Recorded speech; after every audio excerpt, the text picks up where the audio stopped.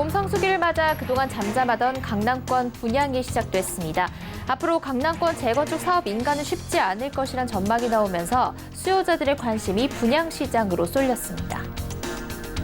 순간의 실수로 잘못 송금한 돈을 예금보험공사가 구제해주도록 하는 예보법 개정안이 5달 넘게 국회에서 표류하고 있습니다. 레미콘 업계가 자체 품질 감시단을 통해 품질 기준이 3번 이상 못 미칠 경우 퇴출시키도록 하는 삼진아웃제를 도입합니다. 서울 자투리 땅에 2.5평짜리 3층 주택이 곧 들어설 예정인데요. 이 집을 직접 짓고 있는 건축가를 오늘 모셔 함께 이야기 나눠보도록 하겠습니다. 센 뉴스 플러스 잠시 후 뵙겠습니다.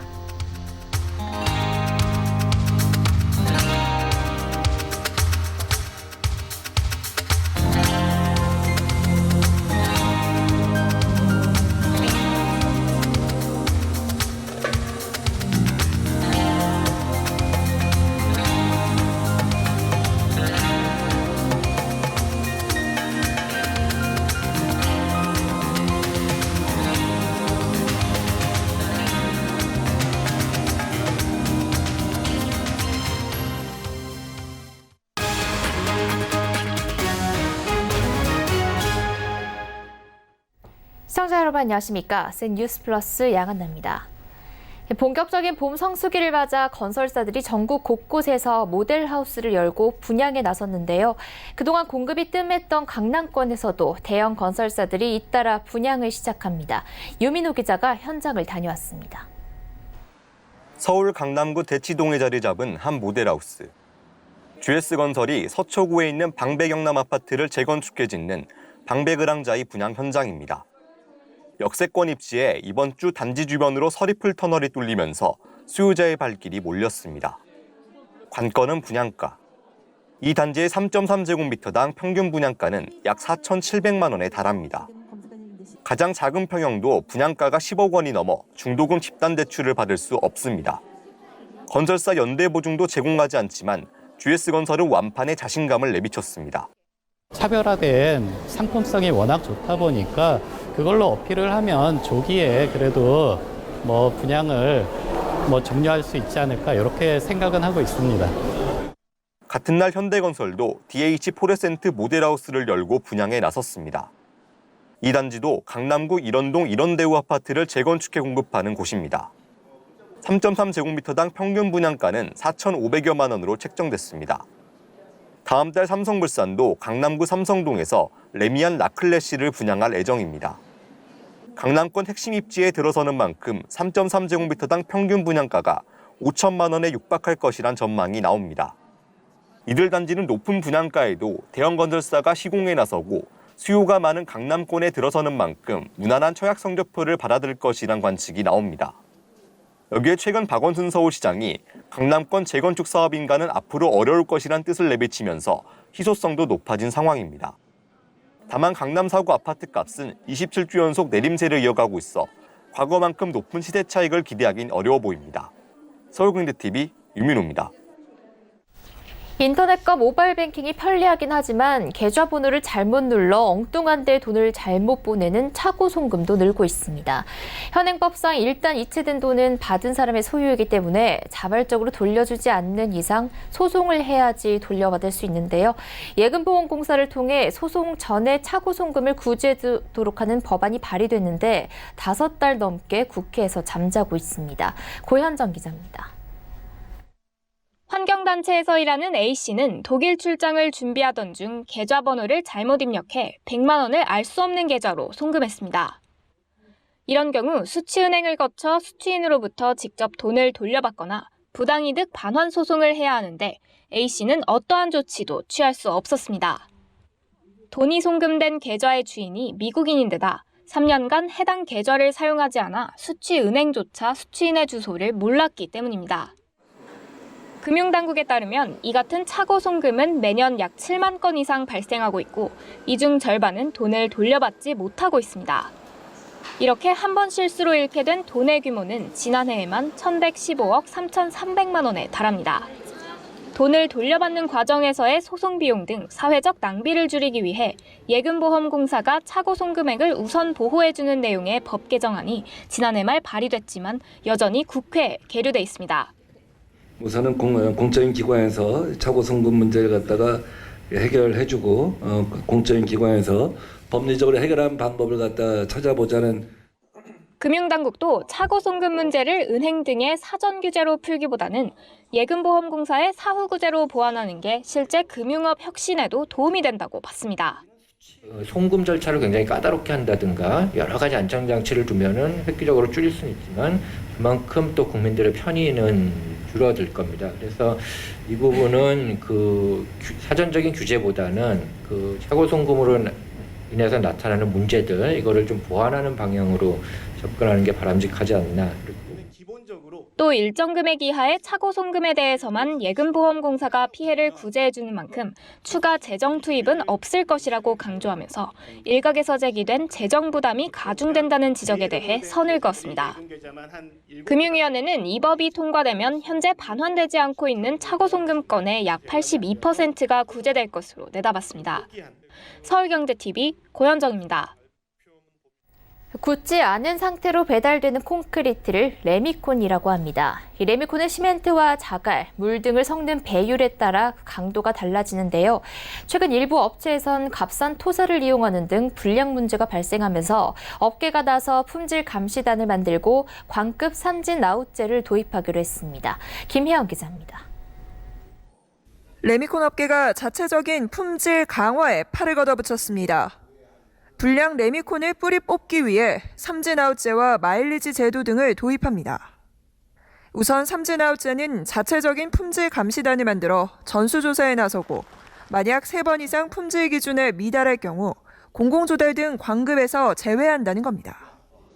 자체 감시단을 만들어서 그래서 마일리지 제도를 두어서 그 품질을 잘 만들고 정말 열심히 하는 사람한테는 광급을 저희들이 조금이라도 배정을 많이 해드리고 품질을 못 해가지고 문제가 생기면은 그 사람들은 광급 배정을 중단시키도록 하겠습니다.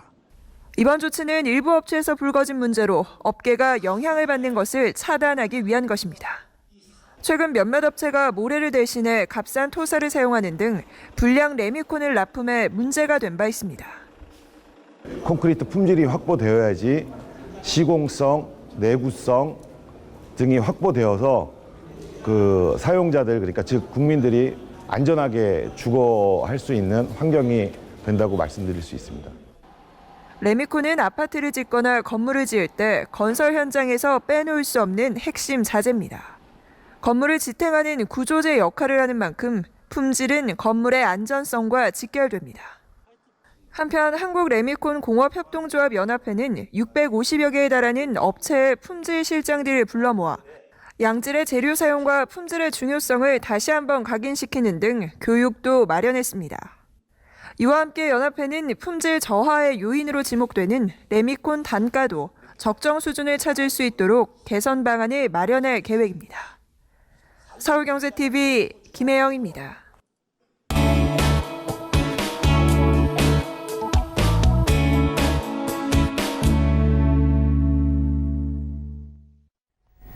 최근 서울 광진구 자양동의 한 아파트 단지 앞에 이 2.5평의 3층짜리 주택이 들어선다는 소식 전해드린 적 있습니다. 이 뉴스가 온라인 동영상 사이트에 게재된 지 3주 만에 38만 명이 넘는 시청자가 몰리면서 뜨거운 반응을 얻고 있는데요. 이곳에 주택을 짓고 있는 곳이죠. 네이처 하우징의 이룬건축의 김한 대표 오늘 스튜디오에 모셔서 이 주택을 짓게 된 배경은 어떤지 들어보고 또 앞으로 어떻게 활용할지 이야기 들어보겠습니다. 직접 취재한 부동산 팀의 정창신 기자도 함께 나와 있습니다. 안녕하세요. 네, 안녕하세요. 안녕하세요. 네, 자, 우선 김 대표님께 여쭤볼게요. 이렇게 작은 땅에 집을 짓는 게 정말 신기하다는 생각이 들었는데 어떻게 이런 생각을 하게 되셨습니까? 건축가 입장에서도 이 정도 작은 집을 짓는 건 사실은 평생에 한 번 경험해볼까 말까 한 아주 특이한 경험이죠. 누구나 한 번쯤 생각을 하겠지만 실천에 옮긴다는 것은 그런 기회가 많지 않습니다. 주변의 짜투리 땅들을 우리가 이제 흔히 볼 수 있는데요. 그런 땅을 보면서 늘 고민을 하게 됩니다. 저 땅을 어떻게 활용을 한번 해볼 수 있을까라는 고민을 늘 하는데요. 처음에 건축주로부터 저에게 전화가 왔을 때 5평 땅인데 2.5평 빌딩을 짓고 싶다고 했을 때 고민을 한 2초 정도 한 것 같습니다. 그리고 바로 오케이를 했죠. 이건 내게 있어서 굉장한 기회가 될 수 있겠다는 생각을 순간적으로 했고 평생에 한 번 올 만한 기회라고 생각을 했습니다. 그래서 저희가 사실은 뭐 2평, 3평, 뭐 5평 이런 주택들 1층은 뭐 디자인을 많이 해봤지만 2.5평짜리 3층 빌딩은 상상을 해본 적이 한 번도 없습니다. 그래서 저희가 세계적으로도 많이 찾아보면 2.5평짜리 뭐 원룸 이런 것들은 많이 있습니다. 근데 2.5평짜리 3층 빌딩이라고 하는 것은 아마 세계 최초이거나 잘하면 저희가 한 2번째 정도? 이 정도 되지 않을까 생각합니다. 네. 네, 이번엔 정 기자께 좀 여쭤볼게요. 이렇게 조그만 주택이 인접한 곳에는 아파트 단지가 있다고 하던데 그 단지 입주민들 반응도 궁금하거든요. 네. 처음에 좀 이 단지를 찾았을 때 일부 입주민들은 좀 황당하다 뭐 이런 반응들이 좀 있었어요. 우리가 사는 아파트 단지 앞에다가 어떻게 집을 지을 수 있냐, 게다가 3층짜리, 게다가 땅도 너무 조그만데 이게 가능하냐, 뭐 이런 반응들이 있었고, 또 어떻게 이렇게 작은 집이 지금 지어진다면 뭐 다 지어지면 어떤 모습일까? 또 되게 궁금해하시는 분들도 있었습니다. 그리고 아까 말씀하셨듯이 이 기사가 나간 지 한 38만 명가량이 이 기사를 봤는데 자 댓글들이 한 1000여 개가 달렸거든요. 그래서 댓글들을 좀 알아봤더니 저기다 지으면 좀 명소가 되겠다라는 반응들도 있었고 또 5평이지만 잘만 지으면 궁궐부럽지 않다라는 뭐 반응들도 있었고요. 또 랜드마크가 되면 기존의 주민들과도 윈윈할 수 있겠다 뭐 이런 반응들도 있었습니다. 네. 네, 대표님이 들어보셨듯이 이번 주택에 대해서 시청자들의 관심이 아주 큰데요. 앞으로 이 주택이 어떻게 활용을 하게 됩니까? 전체 3층 규모인데요. 1층하고 2층은 주거 공간으로 활용이 될 겁니다. 지금 나오고 있는 사진이 밖에서 본 모습입니다. 3층짜리 건물이 아마 앞으로 완성되면 이런 모습이 될 것 같은데요. 다음 사진을 보시면 1층에 이제 카페 출입구, 그 다음 사진 보시면 카페 내부가 나옵니다. 아주 작지만 내부 계단 밑으로 화장실이 하나가 들어가 있고요. 그리고 이제 판매대, 그 다음 조리대가 들어가 있는 카페 내부를 위해서 봤습니다. 그 다음에 2층으로 올라가는 작은 계단이 보이고요. 그 다음에 2층으로 봤을 때 올라가면 바로 조리할 수 있는 조리대들이 있고요. 그 옆에 보면 식사할 수 있는 작은 탁자가 보이죠. 그리고 그 다음 사진 보시면 침대가 하나 있습니다. 침대가 하나 있고 그 다음에 사진 보시겠습니다. 화장실이 나오죠. 작은 화장실이지만 있을 건 다 있습니다. 네. 3층짜리니까 뭐 3층도 있겠네요. 네, 좀 나오고 있죠. 저 3층은 다락인데요. 답답하지 않게 하늘을 바라볼 수 있는 창을 하나 냈고요. 그리고 저 숨은 공간에 하나가 숨어 있는 게 세탁기가 숨어 있습니다. 그리고 한 공간에 다시 또 건조대도 들어 있고요. 네. TV도 걸려 있고 저희가 아마 봤을 때 작지만 모든 걸 다 집어넣을 수 있는 공간을 설계를 했습니다. 네. 네, 이렇게 직접 살펴보니까 일반 주택과 다름이 없다는 생각이 들고요. 또 지역의 명소가 될 수 있겠다라는 그 기대감이 나오는데요. 김 대표님이 미국에서 오랫동안 건축을 하신 걸로 알고 있는데요. 해외 분위기도 좀 궁금합니다. 미국이나 유럽, 일본 같은 경우에도 이런 소형 주택이 좀 인기를 보이고 있나요? 우리나라는 사실은 아파트가 거의 주택의 한 70% 이 정도를 차지하고 있는 걸로 통계가 나옵니다. 네. 세계적으로 드문 케이스죠. 근데 일본이나 유럽 뭐 다른 미국 같은 데 가보면 아파트를 구경하는 것이 그렇게 흔한 일은 아닙니다. 그래서 개인 주택들이 많기 때문에 이런 소형 공간들을 만들어내는 기술도 많고 이런 것들 이제 흔히 볼 수 있는데요. 우리나라 뭐 서울같이 이렇게 대도시거나 뭐 파리, 뭐 런던 같은 이런 아주 규모가 큰 그런 대도시면서 인구 밀집도가 아주 높은 곳은 이런 작은 주택들이 많이 활용이 되고 있습니다. 그래서 앞으로 우리나라도 이제 뭐 경제적으로 먹고 사는 문제는 다 해결됐으니까요. 조금 더 다른 방향으로 눈을 좀 돌려서 아파트 문화라고 하는 거에서 벗어나서 조금 더 개인들이 취향에 맞게끔 집을 지을 수 있는 그런 개인 주택들이 좀 많이 생겨나야 된다고 생각하고요. 그리고 교육적인 측면으로 봤을 때도 아이들에게 그 박스 형태로 되어 있는 아파트만 보여주는 것보다는 정말 다양한 공간 속에서 할 수 있는 어떤 그런 그 상상력 같은 거 이런 것도 사실 굉장한 도움이 되거든요. 아이들의 어떤 발달에도 도움이 되고 그래서 전체적으로 좀 우리나라가 앞으로 좀 방향을 좀 틀어서 어떤 주택 쪽으로 좀 많이 좀 갔으면 좋겠다라는 것이 개인적인 바람입니다. 네. 네, 요즘에 그 서울 같은 경우에는 집 지을 땅이 많지도 않고요. 그만큼 집값도 매우 부담스럽습니다. 그래서 점점 이 서민들은 수도권으로 밀려나고 있는 실정인데요. 정 기자, 요즘 서울 집값 얼마나 합니까? 네, 뭐 떨어진다 얘기는 많지만 알아봤더니 여전히 비싼 상황입니다. 네. 자, KB국민은행 이 부동산 통계를 좀 알아봤는데요. 여기에 매달 조사는 중위 매매 가격이라고 있습니다. 이게 뭐냐면은 우리가 서울의 아파트 값을 일렬로 쭉 나열했을 때 정 가운데 위치한 가격 이게 중위 매매 가격이라고 부르거든요. 근데 3월 달을 기준으로 해서 알아봤더니 이 서울 아파트 값은 3억 2,711만 원으로 조사가 됐고요. 또 단독주택 같은 경우에는 7억 164만 원으로 조사가 됐습니다. 특히 이 서울에서는 이 강남, 그러니까 한강 이 남쪽인 11개 구의 이 아파트 중위 가격은 10억 2,370만 원으로 나타났고 그리고 한강 위쪽인 강북의 14개 구는 6억 344만 원으로 나타났습니다. 그러니까 이게 지금 감정원 통계를 보면 24주 연속 서울 아파트 값이 하락하고 있거든요. 떨어졌지만 여전히 우리 청년이나 신혼부부들이 좀 목돈을 모아서 집을 사기에는 여전히 좀 비싼 가격이 아닌가라는 생각이 좀 듭니다. 네, 여전히 서울 집값은 내 집 마련을 하기에는 아주 부담스러운 가격인 것으로 확인이 됩니다. 그런데 이 소형 주택은 아파트에 비해서 굉장히 저렴하지 않을까 하는 생각이 드는데요. 그 대표님, 임대주택으로 이런 소형 주택을 공급하는 것도 한 방법이 되지 않을까요?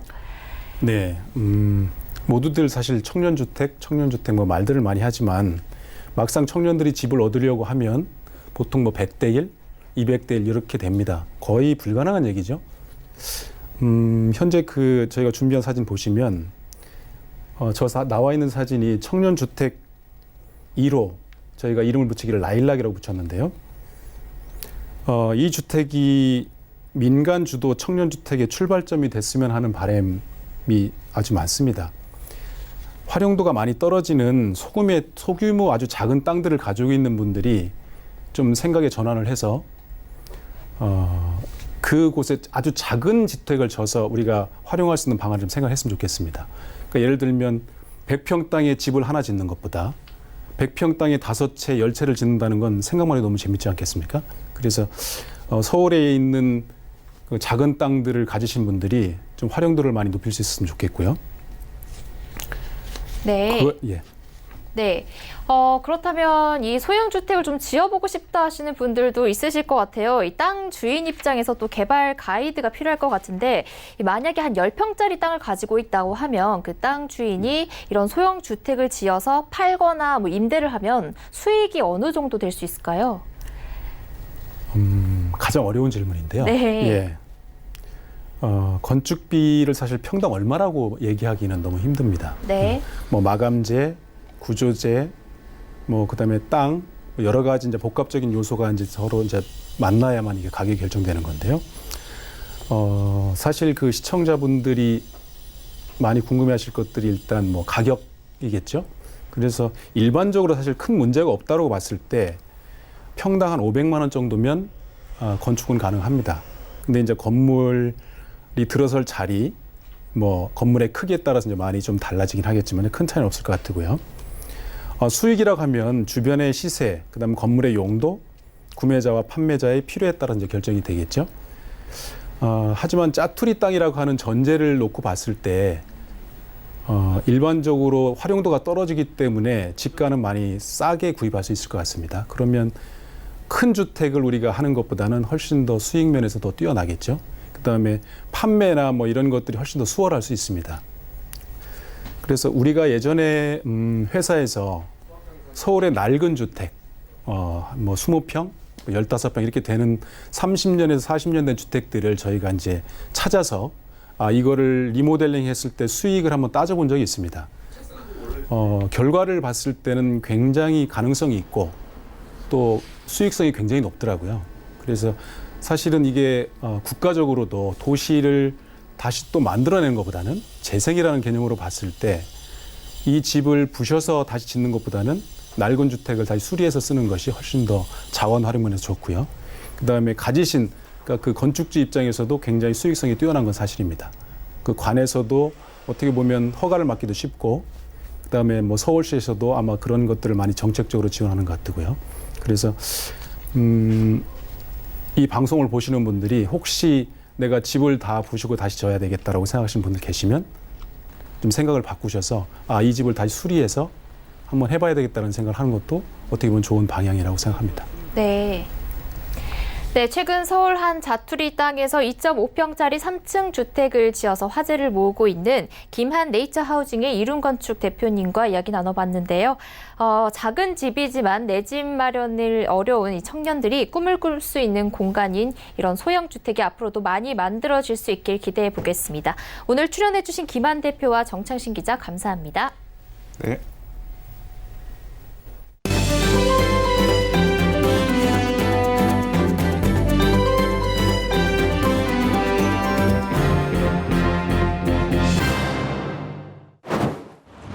인테리어는 수천만 원의 비용이 들고 수개월이 소요되지만 정보 비대칭성이 심각한 레몬 마켓인데요. 여기에 최근에는 분쟁과 하자가 발생했을 때 소위 먹튀를 당하는 경우가 많아 문제가 되고 있습니다. 이런 상황에서 인테리어에 문제가 생겼을 때 책임지고 배상까지 해주는 인테리어 플랫폼 업체가 있어 눈길을 끌고 있습니다.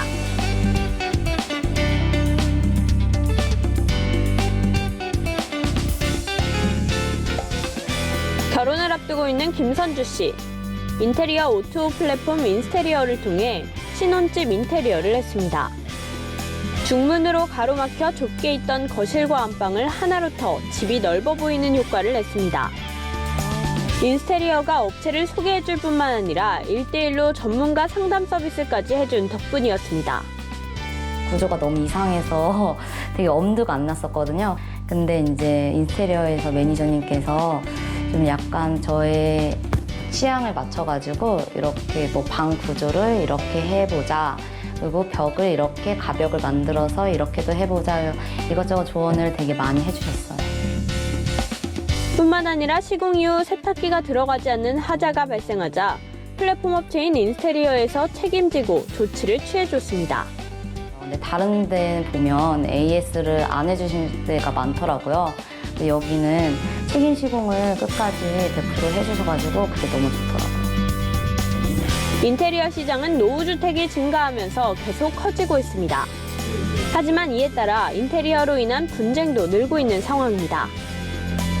13년간 한 셈에 몸담았던 황인철 인스테리어 대표는 이런 분쟁을 보면서 레몬마켓인 인테리어 시장을 혁신하겠다는 목표를 가졌습니다.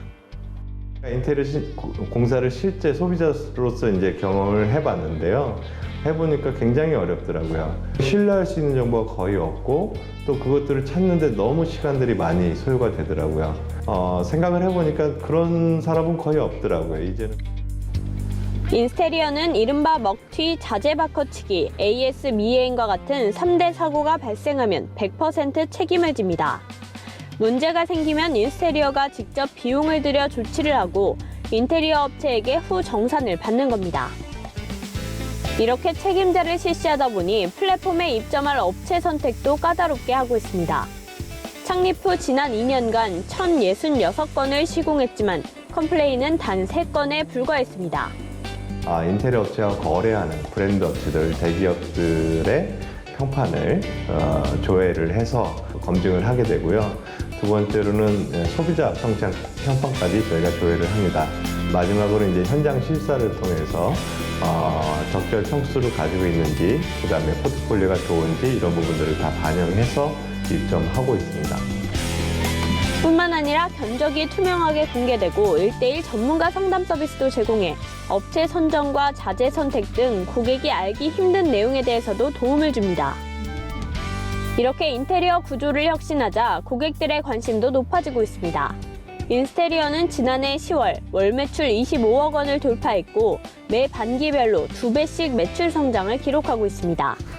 현재 인테리어 업계는 어떻게 보면 정보 비대칭 때문에 굉장히 낙후되어 있는 그런 산업이라고 볼 수 있죠. 저희가 해야 될 것들은 일단 정보 비대칭성을 해결하는 것이 가장 중요하지 않은가. 그걸 통해서 소비자들은 훨씬 더 인테리어를 자기 취향에 맞게끔 꾸며서 삶의 질을 높이는 부분들, 그리고 인테리어 업체들은 전문성을 강화하는 쪽으로 각자에 맞게끔 그렇게 소비자 매칭이 되는, 그렇게 발전되는 시장으로 변화시키는 게 저희 꿈이죠. 예. 이 회사는 최근 벤처캐피털 3곳에서 40억 원을 유치했습니다. 시장으로부터 사업성을 인정받은 셈입니다. 황 대표는 이 자금을 온라인 시스템 구축에 쏟아 더 많은 소비자들이 높은 수준의 동질적인 서비스를 받을 수 있도록 할 계획입니다. 서울경제TV 이보경입니다. 오는 6월부터 보험 약관 대출도 총부채 원리금 상환 비율 DSR 산정에 포함됩니다.